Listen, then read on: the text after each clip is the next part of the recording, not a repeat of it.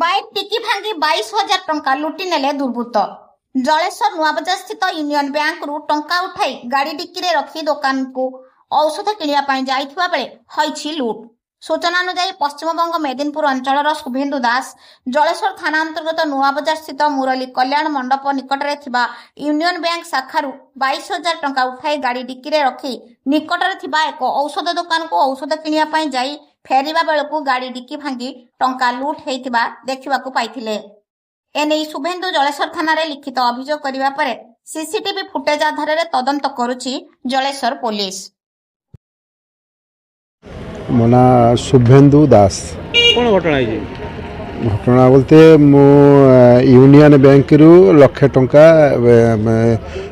लेकी जाउथली जन ये जनौषधि केन्द्र रे मेडिसिन आनिबा पई मु ढुकी पड़छि सेही समय रे मो डिगी भांगे की लक्षे टंका चिंता हे की ले पड़ी आले के नै चंदी जानि ना मु जानिनी जे सीसीटीवी फुटेज तांको पाखरे देखली दी जण बाइक रे आसी की टंका डिगीटा को भांगी की ले पड़ी आले।